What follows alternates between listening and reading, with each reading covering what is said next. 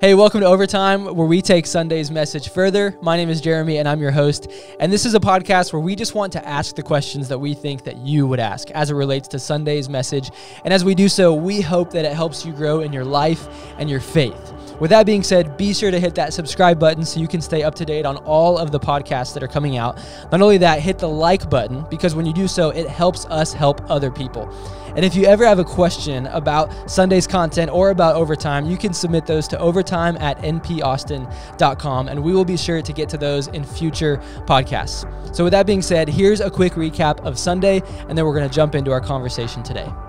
Anytime in our lives that we hear good news that so desires it to be true. And I think on the opposite end, if we hear bad news, isn't it also true there's something in us that so desires it not to be true? You know, if the message of Jesus is good news, why don't people lean in and hope it's true? Now, I think there are a lot of explanations we could talk about today, because we have it. Over the years, we have Americanized, politicized, prosperitized, anti-intellectualized, and we have internalized the good news. So if you're a follower of Christ, Jesus was so clear. He said, "A new command I give you, love one another as I have loved you, so you must love one another.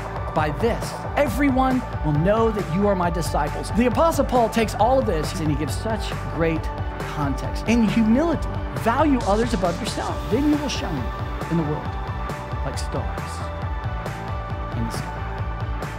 Be the good news. So,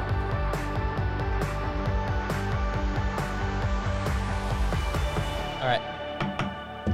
You ready to jump in? why not? Hold on. Woo! Waking up. Here we go. Want me to spit some water at you?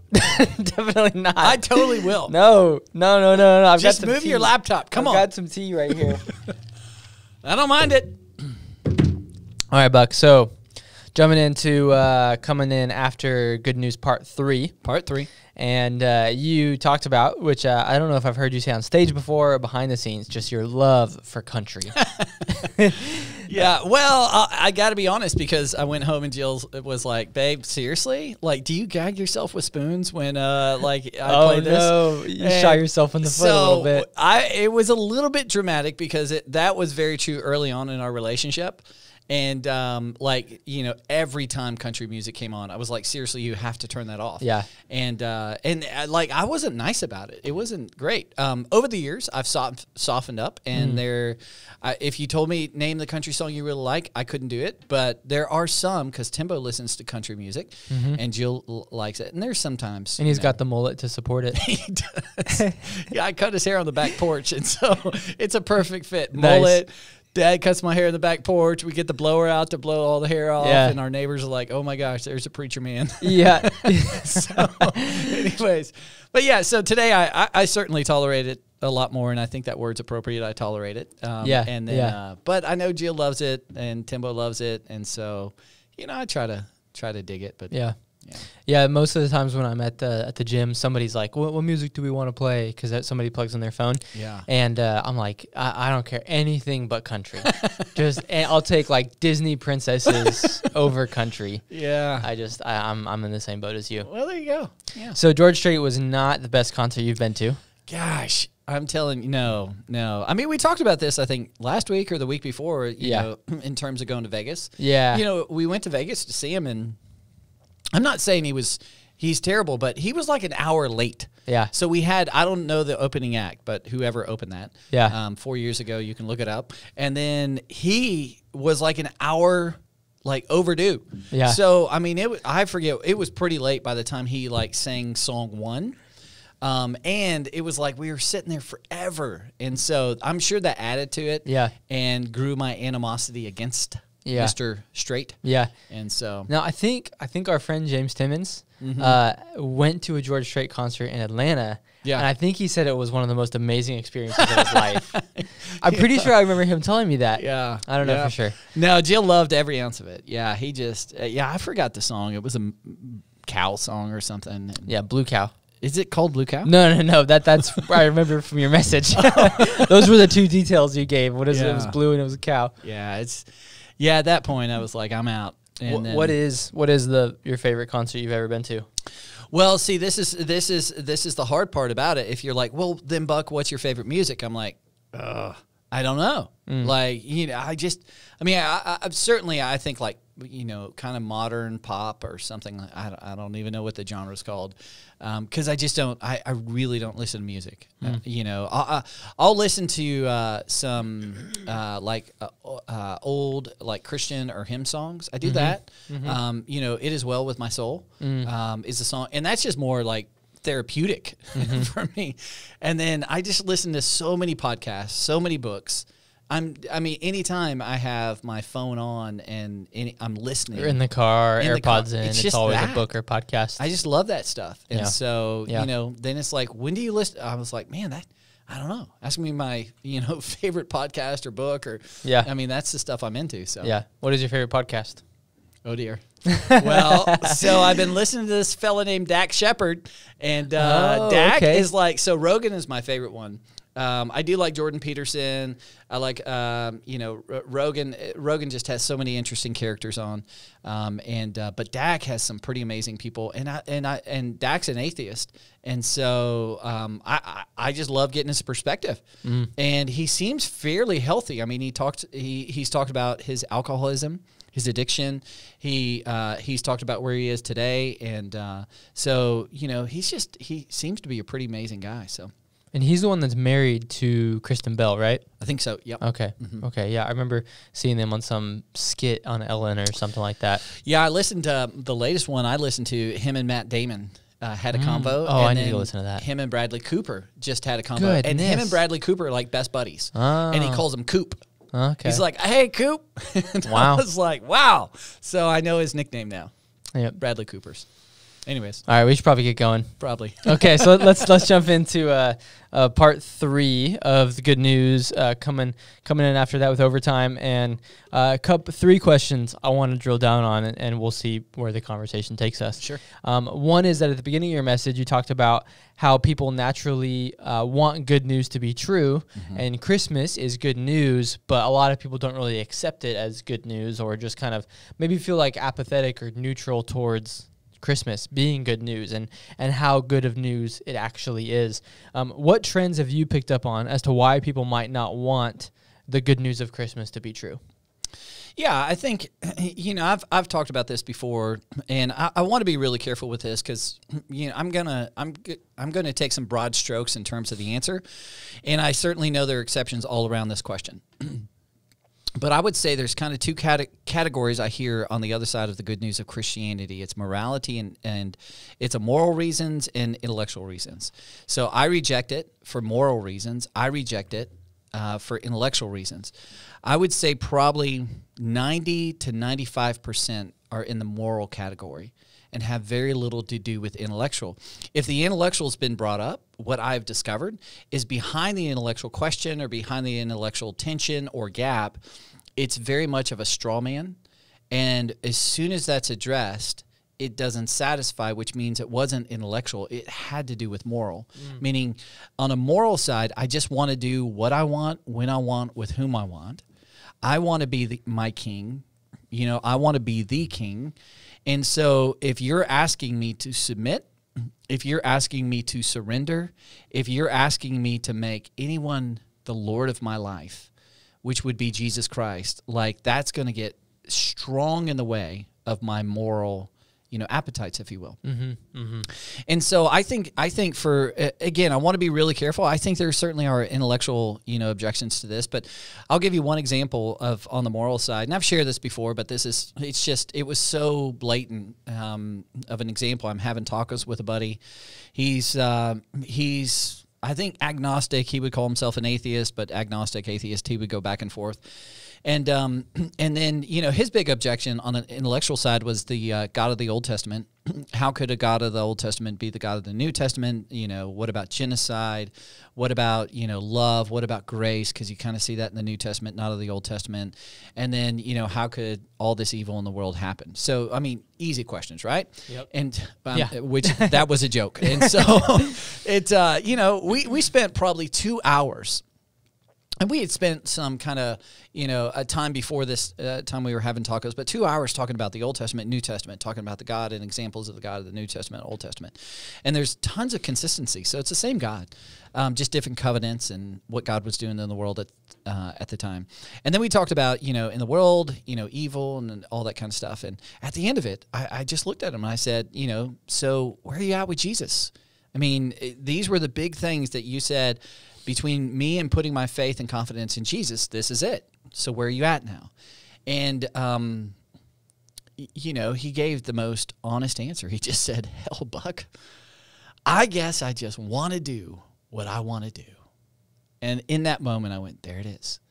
There it is. And I think that's, if we're just really, really honest, which a lot of times, I want to be even careful with that statement because I don't think we're being dishonest with the intellectual things. I just think we just need to go a layer or two deeper and just go, what is behind that? So if that question was answered, at that point, would you trust Christ? Or is there another question that needs to be answered? And if those two questions aren't answered, would you trust in Christ? And if not, where are you at? And I think where we find ourselves is we just want to do what we want to do. Yeah, it's like a smoke screen kind of over the big questions of life. Yeah. What aspects of morality are the most unattractive, I guess, towards the good news? I don't know. It's almost to each his own. I know that may not be a great answer, but sure. Yeah, I think it's just whatever your appetite is, whatever your disposition, whatever your desire, whatever you feel like Christ is going to compete with. And that's, part of it is, I think it's really important to know that, I don't know a single Christian who doesn't have desires, appetites, and, struggles against what Christ has called us to do. Mm-hmm. And I think that's called sin. And when we sin, we're able to get back up and remind ourselves of what's true about Christ, what's true about ourselves, and, go from there. So I think a lot of times it's, I don't know if there's fear that's playing in there. I don't know if it's my happiness and joy is going to be taken away. My liberation, I'm going to, sometimes I talk about that on Sunday. I feel like I'm going to be oppressed and I won't have my freedom.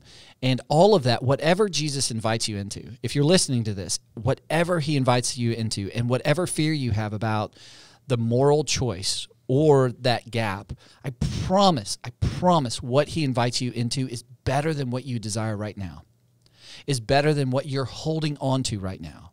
It's a far better thing because God is love, and whatever he calls us into is far more loving than what we may initially want to push back against.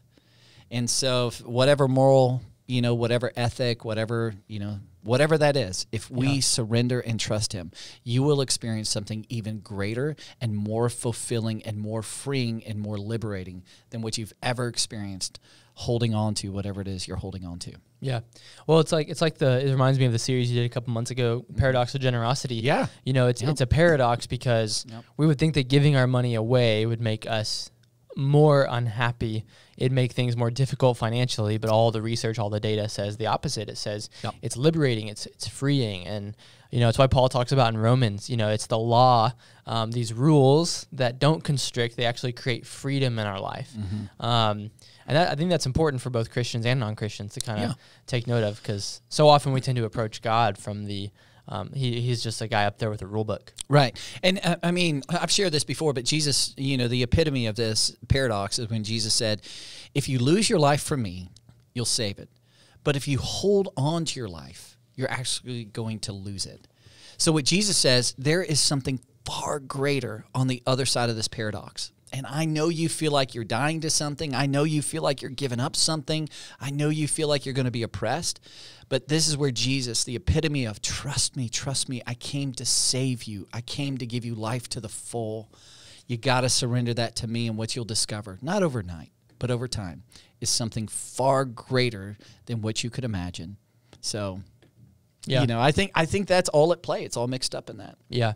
To somebody who is perhaps given Christianity the stiff arm, and maybe they're trying to discern right now as they're listening, are they stuck in the moral or the intellectual? What would you encourage, or what would you tell people to do just to take a step or figure out where they're at with Jesus? Yeah, just I think the first thing that comes to mind is having intellectually honest conversation. You know, go on the other side of you with somebody who thinks completely different and just have that conversation. So, you know, sit down with Jeremy Edlin. Call our office, schedule time, because you have plenty of time. Oh, yeah. And I honestly think it's like, you know. Hey, I'm open to it. Yeah. And it's not like, hey, so we can like prove anybody wrong, or it's just to have an intellectually honest conversation. Yeah. And at that point, you're just looking to go, hey, let's put the ideas on the table and which ones are true.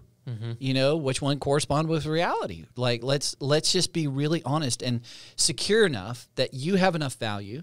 Even like if you don't believe in Jesus, I look at you and I'm like, well, you're made in the image of God. You have intrinsic worth and value. Like, I'm going to treat you that way.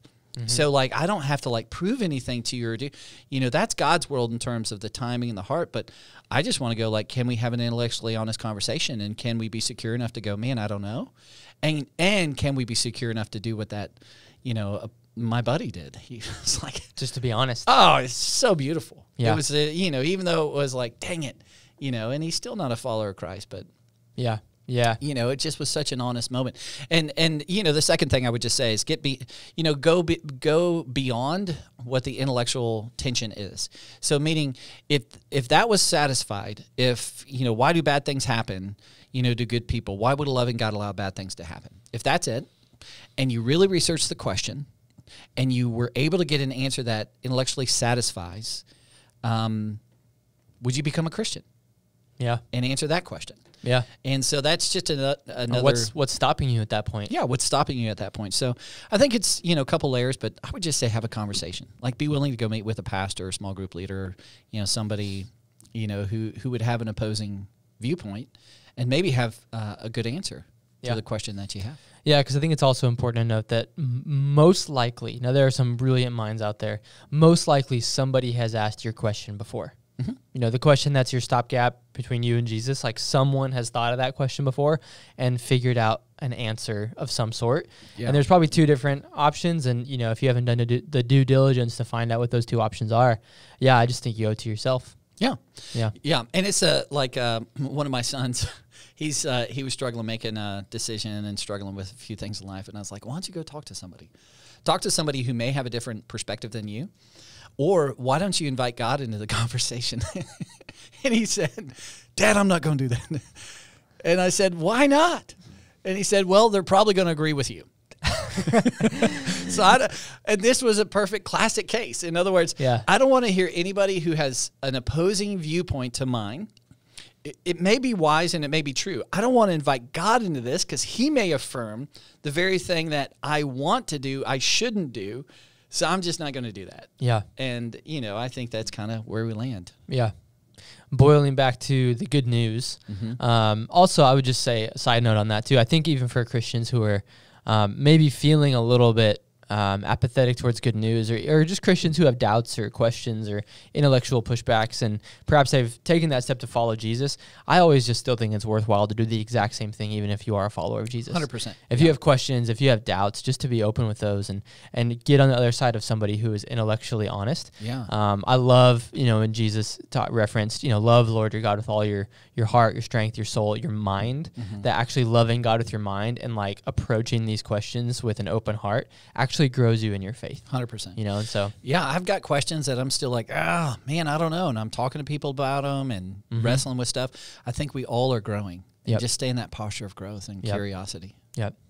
So, you know, one of the tensions we had kind of leading into the message on Sunday is, you know, the application point of being good news is in itself kind of a dichotomy, because we all know we're going to mess up. So like, you know, you had a charge to Christians to be good news, but there's that dichotomy that, you know, our relationship with God, we tend to approach him based on what we do, not who we are, because we're already washed white as snow. You know, it's kind of, you know, being a Christian, taking that step. And so how do we both approach God by trusting him and also try to be good news, but knowing we're eventually going to fail sometimes?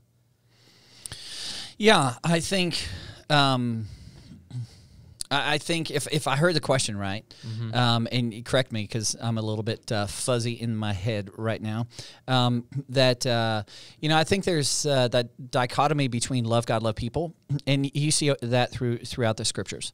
So it's one hand we're said, like you just referenced, love the Lord your God with all your heart, soul, mind, and strength, and love people. Love your neighbors yourself. So I think it's really, really important to go, you can't separate the two. Love God, love people. Don't separate those. You see those all throughout the scriptures. Be imitators of God, therefore, as dearly loved children, and live a life of love, just as Christ loved you. I mean, there it is again. It's like, okay, so I'm to imitate Christ. I'm to be the good news as Christ was being the good news. Yeah.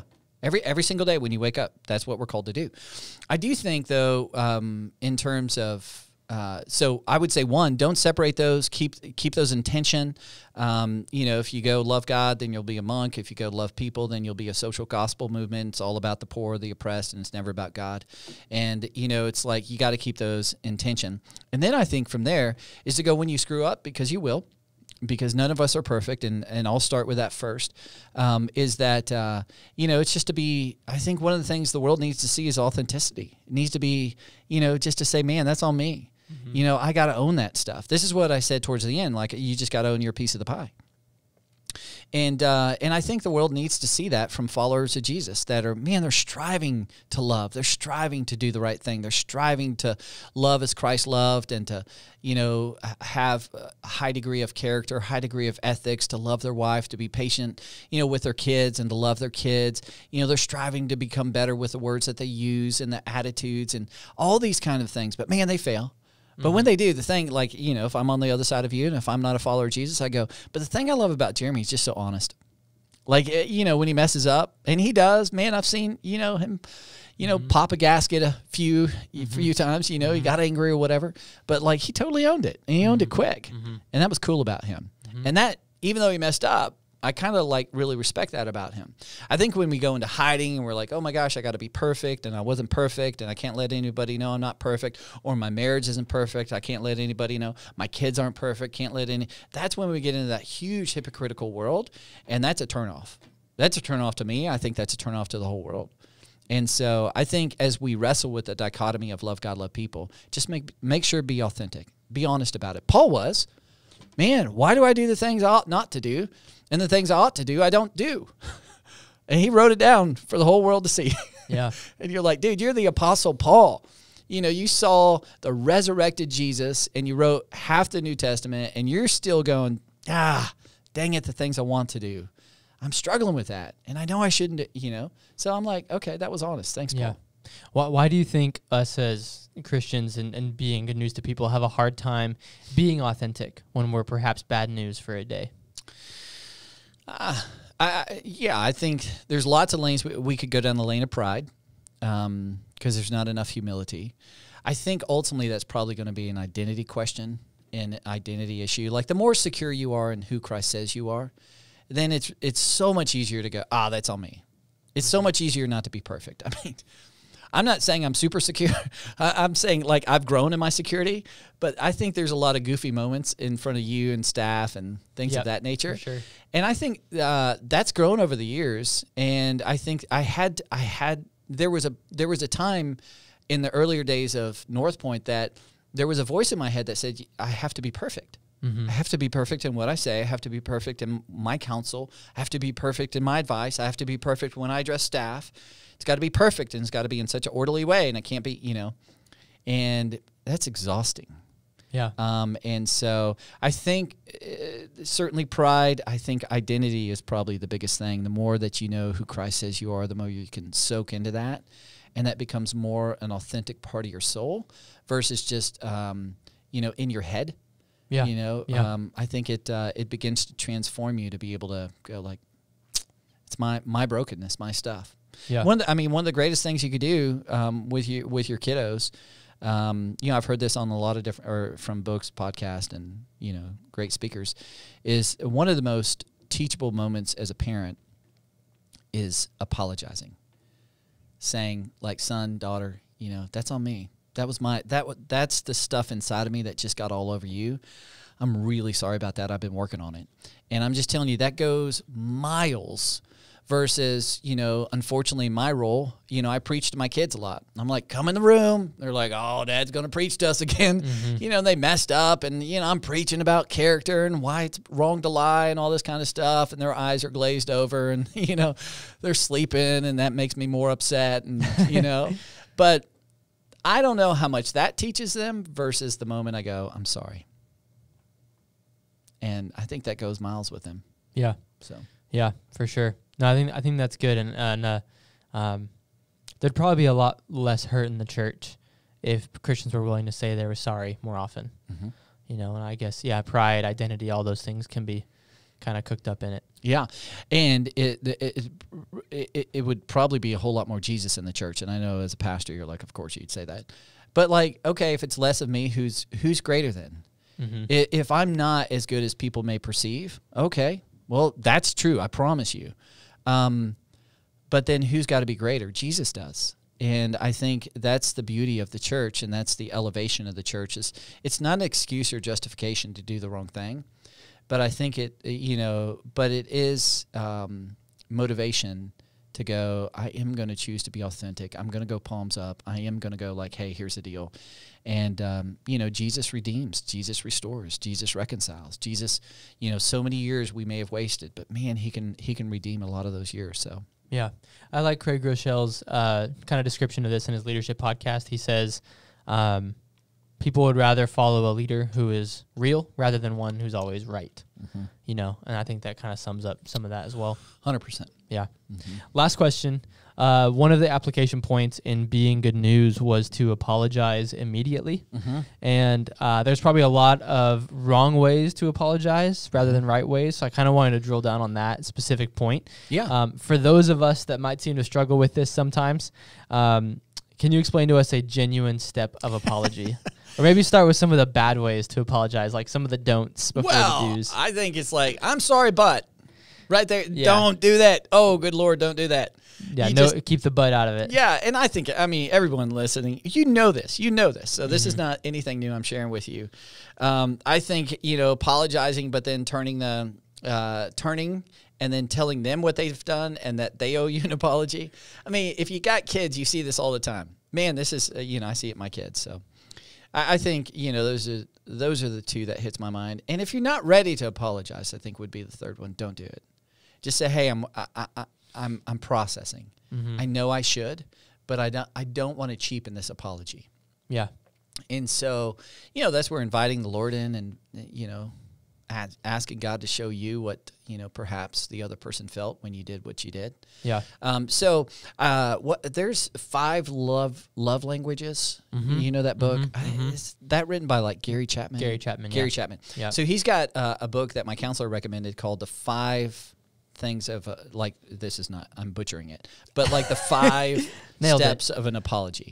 Yep. And so I read that, and it was fantastic. And in summary, I think this is the best thing I've ever heard. So if you're going to apologize, number one, you got to be ready. So make sure, and you can't be 100%, but, go with 70 or 80%.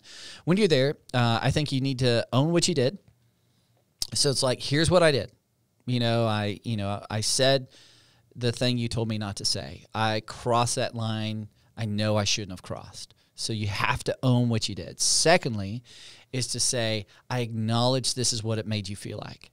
Like, because I said this, I know that hurts you. Because I said that, I know that made you feel less safe.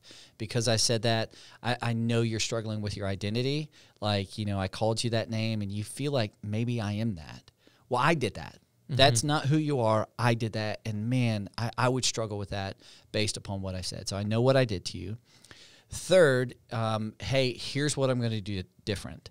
So this is the idea to go, I'm going to go meet with the pastor. I'm going to go, see a counselor. I'm going to go read that book. That book was talking about by Gary Chapman and the 5 steps to an apology. I got to figure that out, or, I'm going to go read about anger. I still think I'm super angry. What's up with that? So I want you to know I'm working on what was behind what I did to you and that caused you to feel that. So then somebody's going, okay, they're going to do something about it so they don't keep repeating it. And then last of all is just to say, and I would love if you would forgive me. not demanding forgiveness, but asking for it. And then contextualizing it, saying, and take the time you need. So I'd love if you can forgive me for what I've done. I know that, certainly not right. Here's what I'm doing. And you take the time you need. But at some point that you feel like you can, I'd love to, if you would forgive me. Yeah. Yeah. Those are the 4 things that I think make an apology. You're like, dang, Yeah. If somebody comes to you that way, I mean, if they're in an academic lane, they're giving it a shot. So give them a lot of grace. But, but if they came to you and that was somewhat authentic, oh my gosh. Yeah. Versus, I'm sorry. Yeah. Yeah. So can you summarize those really quick one more time? Own it. Own it. Own it. Here's what you struggle with because of what I did. Mm-hmm. Here's what I'm doing to remedy, to reconcile so I don't repeat it, mm-hmm. and ask for forgiveness, but give them time to do it. Mm-hmm. Mm-hmm. Yeah, and I think on number 2, it's good to note like empathy as well. Mm-hmm. Here's what you struggle with. Like, I would imagine this would have made you feel this. 100%. It's like a good way to phrase it. Yeah. And I can see why you feel that way. I would have felt the same thing. Like some of those statements really help people go, okay, they get what they did was wrong. Yeah. And again, if you're a parent and you're listening to this, I mean, I'm telling you, this stuff is gold. And not because I figured out parenting, I promise, man. We're just a conduit for other people's ideas. Yeah. I've seen what this does to the disposition and to the spirit of my sons when I apologize this way. Mm-hmm. And when I own my stuff and they see me working on what I said I'm going to work on. Yep. It just goes miles with them. Yeah. It's not quite working for me yet. I'm going to be honest. Is Grayson, have you gone, Grayson, I know I didn't change that diaper right, or I was frustrated at 2 a.m. Yeah, I did do something the other day. I probably shouldn't. Sure. I forgot to put the lotion on his face or something, Yeah. when I was doing him a bath, and I was like, I'm so sorry, buddy. I think I was more saying sorry to Ashley inadvertently than him though. So Right. Well, that's anyways, yeah. Anyways, okay, so that is it for Good News Part 3. Here we go. Buck, we wrapped up the series. Good news. What is just one last hope or prayer for people who are listening, who have been tracking with us for the series as they kind of settle into Christmas in the next couple days? Yeah, I just hope, God did something in the world for the world. He gave us the greatest news that the world has ever known. And my hope for everybody is that we actually experience that's true to us, that's not something the pastor, the preacher, the reverend, or the church, or the religious say, that you could say personally, it's good news to me. And I think that's where it begins, and then the good news begins to flow in you and then out of you to be the good news to those around you. Yeah. And if somebody's listening to this or watching this around the time that it's released, I just want to encourage y'all to come to our Christmas Eve services or watch online. We're going to be streaming live every service. So 1, 2, 3, 4, and 5 p.m. are going to be the service times, and we would love to see you, love to just host you and your family, whether that is digitally or in person. And then don't forget that we are off 2 Sundays on December 26th and January 2nd. There it is. 2nd. And we're back on January 9th. There we go, baby. All those dates, remembering all those dates. Yeah. Anyways, thank y'all so much for listening. Buck, thanks for being with us. We'll see y'all Thank you, soon. Jeremy. Thank you guys for listening.